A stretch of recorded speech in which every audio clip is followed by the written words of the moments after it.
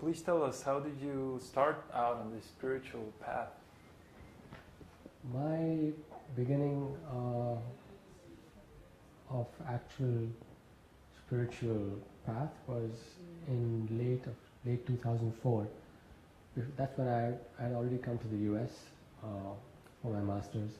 Before that, I was in college back in India, and I was speculating a little bit because I was very unhappy in college with my life as a student there and academics, and I was wondering what the purpose of life was and what am I doing here, why do I feel so unhappy like that. And so I was speculating a little bit, and then I would read a little philosophy from some well-known philosophers, and most of them were just saying that life is a suffering. And I said, yeah, that makes sense. Yeah, he has a point. And that's pretty much what I thought it was. And then I wasn't really seriously looking into doing anything about it, because there was no solution offered by all these Western philosophers. Life is suffering, okay, I can accept that, I know that, I can feel that. And so the natural reaction to that kind of philosophy is that, well, if it's suffering, then the best we can do is try and have a good time while we're still in this life. Suffer less.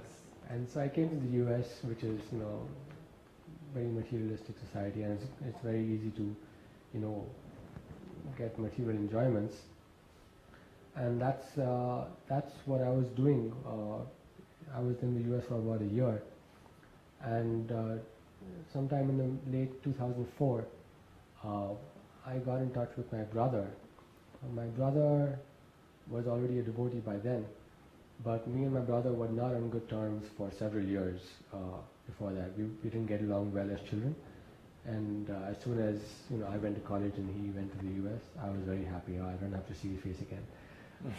And then somehow circumstances arranged themselves that my mother came to visit, and so we were all in the same house for a weekend. And my brother took that opportunity to start talking about, not about Krishna or God or spiritual life, but just about our relationship. What can we do about, fixing our relationship? He was the first one to offer a solution that let's make peace. And so in the process of that conversation with him, I began to ask him all these questions about what he's been doing in his life these last 5-6 years that we've barely spoken. And he began to tell me about his spiritual journey, his spiritual life, and Srila Prabhupada in these books. And I was very skeptical at first. I said, oh, this is nonsense. You're just trying to make an excuse to make peace between us. Do you think I'll forget all these bad things you did to me? No. And he was very patient, and he offered me some books of Srila Prabhupada once. I said, no, I don't want it.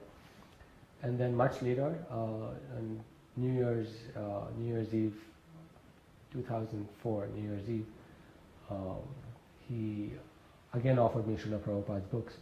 And by this time our relationship was a little better, so I accepted them.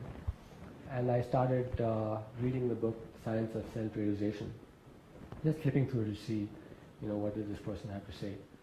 And I read some interviews of Srila Prabhupada, some conversations that are there in that book, and some short essays. And there were a lot of very basic questions there, like what are we doing in this world? What is our purpose in life? Just questions that everyone has thought about at some point. And these are questions that I was speculating on earlier, and I'd come to the conclusion that life is meaningless, it's about suffering. But now I was coming to answers that were firm and clear and crisp and hopeful, that I have a purpose here, that there is something more to life than just coming into existence for a few years and dying, and that I know what to do with my life, because at that time I was very aimless. I was doing my master's in engineering, which I didn't really like. I didn't see the point of doing it, but I was doing it anyway. I didn't know what I should do with life. So suddenly there was this big flash of like, yes, you are here for a reason. You are given this human form of life for a reason. Now use it. So that took hold of me like very quickly. Like within 2 or 3 weeks. For 2 or 3 weeks I argued a lot with my brother. How can this be? What does this mean? This doesn't make sense. That doesn't make sense. This is nonsense. And every time he would come back and crush all my arguments. And after a while I realized that I was arguing just for the sake of arguing, and I was being very stupid. So then I got to a point where I was ready to listen and understand what he was saying or what the books were saying. And I started reading a little bit more, and I read more of the books and the essays. I didn't get to the Bhagavad Gita very much. I was more interested in, I was suddenly very excited about this knowledge, so I was researching the internet for the life of Srila Prabhupada and other stuff. Mm-hmm. And I got very fanatical very soon. In like the first 2 months I was like, this is it. This is the meaning of my life, and I started telling all my roommates about it. And I was fortunate at that time to be living with vegetarian roommates, so I didn't have any trouble giving up meat or alcohol. Giving up alcohol was a little awkward because I was drinking with all these people, and then I had to tell them that no, actually I'm not drinking anymore. So then they were like, why aren't you drinking? And then I had to explain. Are you sick? Yeah, are you sick? Or like, what's wrong with you? Oh, we know this is a passing phase. But all that vanished in about 2 months. And after 2 months, people, kind of were okay with the fact that, okay, Neville doesn't drink anymore. We won't bother him anymore. And I was very happy with that. But after that, I didn't have any association. So the intensity of my resolve to do something about, what Srila Prabhupada was telling me, it kind of faded away. And it was always there at the back of my mind that yes, I'm looking at the world now in a different way than I used to look at the world. But was I chanting? No, not really. I was maybe 1 round, 2 rounds every other day. I was following the regulative principles, which was fine, which was very easy for me. I wasn't gambling, meat-eating, intoxication. I didn't have a girlfriend at all at that point. And I was kind of moving along. I still had big hopes about my material ambitions, that I'd graduate and get a big job and like that. And then I met the girl who I got into a relationship with. And one of the things that was encouraging was that she was also newly converted Christian, Catholic. And at that point, I didn't really know very much about the details of Vedic philosophy or Christian philosophy. I was like, oh, she wants to be, closer to God. I want to be closer to God. This is perfect. Krishna has arranged this specifically for me. And it's a fact, he did arrange it. And very soon after getting into a relationship with a girl, the first regulative principle that comes into question is, illicit sex. And we struggled with that a lot.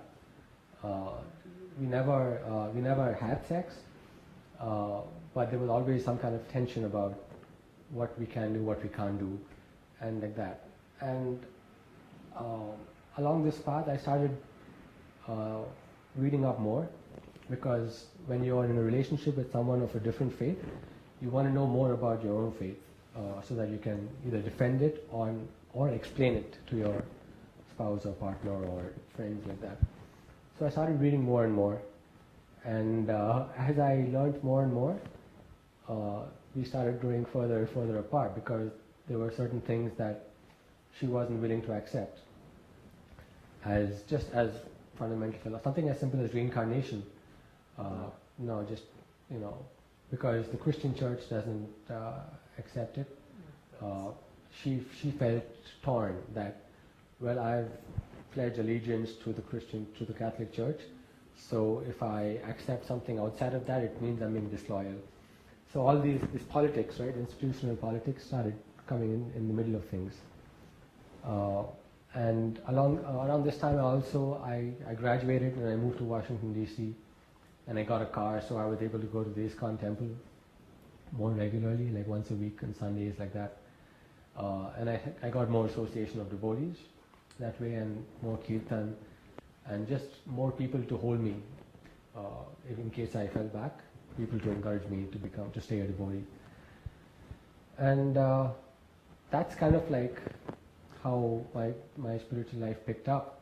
And even then I never really understood how different spiritual life and material life were until I met Babaji on the forums, and just that association constant association where I would ask questions and Babaji would say, do this, do that, and he kept me engaged in a lot of projects. Every time I told Babaji, how can I help, he would give me all this thing to do. And that kept me out of trouble. And I guess I'm giving him too much information for this small question. So, Oh, it's okay. but that's basically the history of how I started being a devotee. And how did you go through this phase of having doubts?